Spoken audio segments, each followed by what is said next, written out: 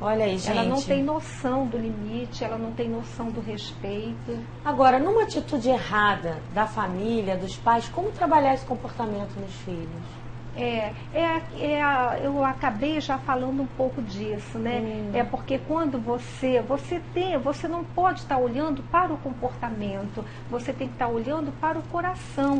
Mesmo nos momentos que nós estivermos utilizando a disciplina física, e muitas vezes não dá para você explicar para a criança essas coisas, mas nós adultos temos que ter em mente que aquele comportamento da criança é fruto de algo que está infiltrado no coração dessa criança. Então é sondar mesmo essa criança para você ir tirando do coração dela aquilo que está infiltrado. Então não tem jeito, nós, os pais, né, aqueles que são responsáveis por crianças, se a criança tem um comportamento que não condiz com os valores daquela família, certamente há algo no coração dela indevido. Que deve ser observado com amor, com carinho, com respeito àquela criança. É verdade, né? E essa organização da casa, ela é fundamental, né? Primeiro nós temos que colocar em ordem a nossa casa. Para você combater esse processo de indisciplina, a disciplina tem que, para você desenvolver disciplinadamente, você tem que se desenvolver dentro do ambiente em que haja disciplina. Porque a criança, ela tem que se situar em algum momento, ela não entende as coisas. Quer dizer, se as coisas não estão ali muito bem claras na frente dela, ela não vai saber como agir. Então é o adulto que tem que dar direção para a criança não tem direção. Quanto à linguagem dos filhos, como falar, né, a linguagem dos filhos ou entender a linguagem dos filhos e ainda assim manter o respeito, né? Existem aqueles pais mais modernos, querem estar, não, eu sou jovem como meus filhos ainda.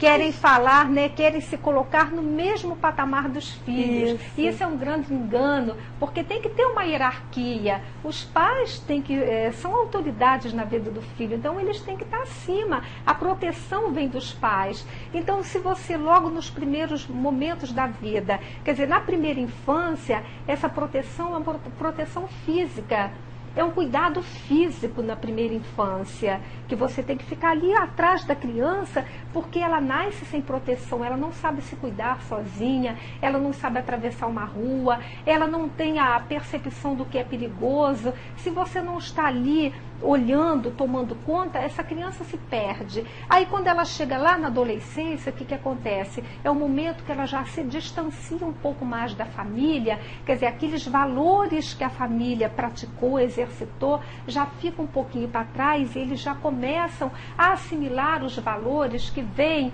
dos amigos. Quer dizer, então é um momento que eles ficam em tribos.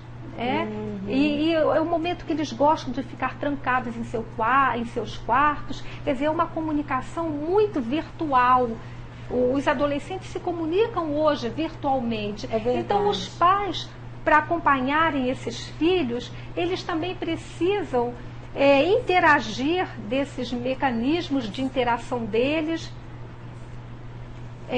conhecer esses meios virtuais que os adolescentes utilizam e utilizar esses mesmos mecanismos. Quer dizer, então na adolescência o cuidado, o acompanhamento é um acompanhamento virtual.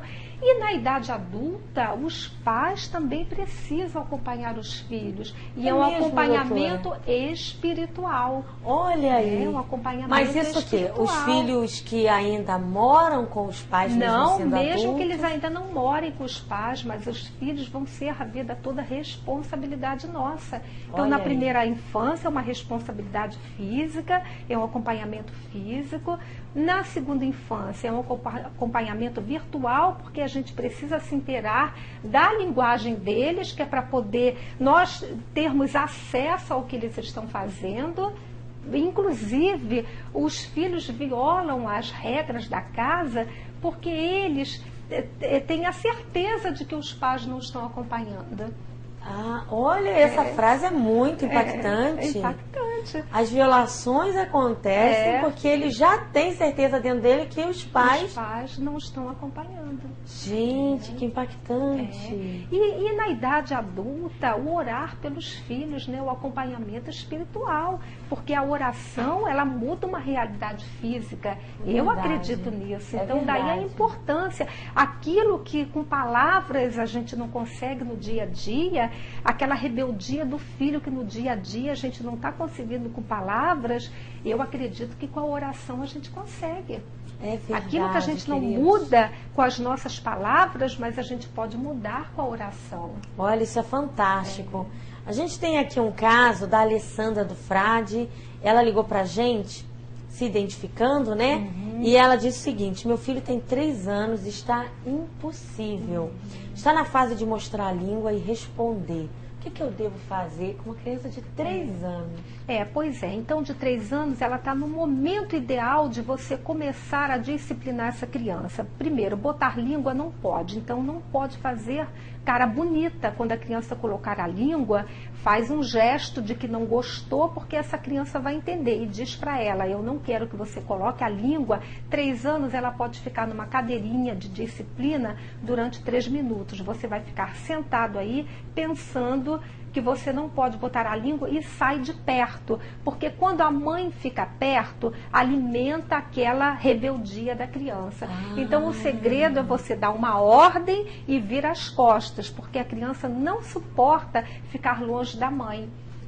Então você deu a ordem, você deu o comando, vira as costas. Se você puder sair correndo, melhor ainda. Mesmo que seja um período curto. Mesmo que seja um período curto. Depois você volta, tira a criança do castigo, da cadeirinha de disciplina e pronto. Não explica precisa de novo, não? Não precisa. Tá? Mas cada vez que colocar a língua, tem que fazer uma expressão de que não gostou. Olha, gente, às vezes a gente vê a criança pequenininha e acha bonitinho, né? Aliás, né, a gente tem que falar isso para os filhos. Se ele fala de uma forma desrespeitosa comigo, eu tenho que dizer que ele pode falar assim com os amigos, mas comigo não. E isso tem que ser estendido a todas as manifestações do comportamento que demonstram rebeldia, como as caretas, né, como as caretas, como as palavras. O bater uma porta. O bater uma porta.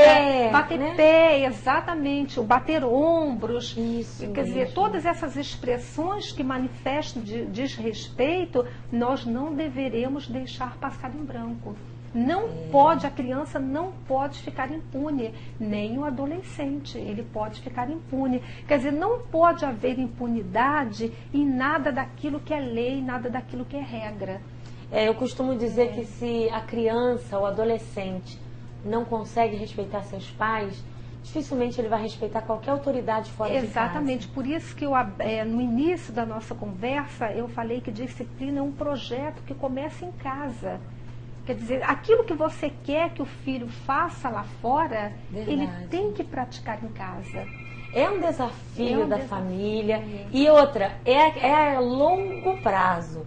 É você não se cansar, né? Porque todo o processo de instrução, ele não é feito numa única etapa. Todo o processo de aprendizagem, ele não é feito de um dia para o outro. Ele é dividido em partes, em segundos tempos, né? E a transmissão tem que ser exaustiva. Então, todo dia você tem que transmitir a mesma coisa até que essa criança cresça, se torne um adulto. Então, é muito assim, olha, quando somos pequenos, nós temos que ter um controlador externo.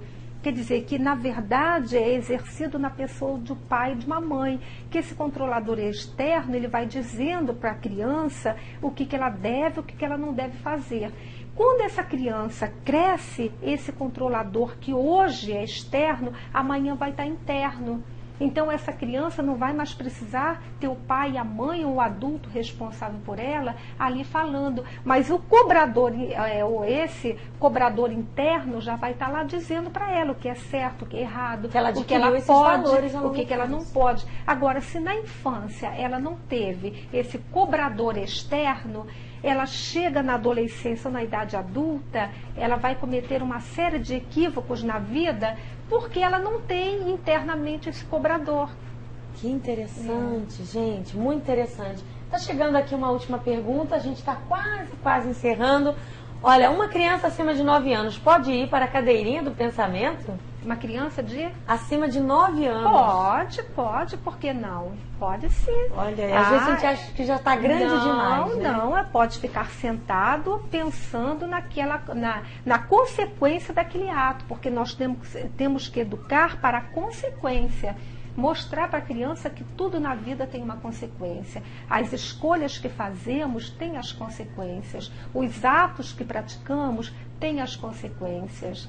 Mas nunca deixando de dialogar, né, doutora? Nunca deixando de dialogar. Quer dizer, então, esse acompanhamento que eu disse, né, na primeira infância, na segunda e na terceira, é através do diálogo também que você vai mostrando isso. E uma coisa também que eu estava lendo esses dias, que eu achei muito interessante, nos Estados Unidos, 1 a cada 25 crianças está fora da escola, recebendo a educação doméstica em casa.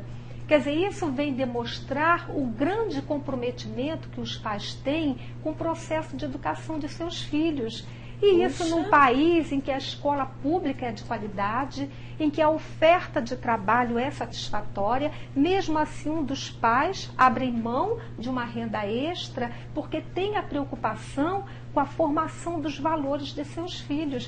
Quer dizer, eles não abrem mão da educação dos seus filhos. Quer dizer, então, educar é um comprometimento, é compromisso de pai e mãe. Os pais têm que ter um projeto de educação para cada filho. O que eu quero desse filho? Eu quero que quando ele se tornar adulto, como que ele seja? Que adulto que eu quero formar nessa criança? É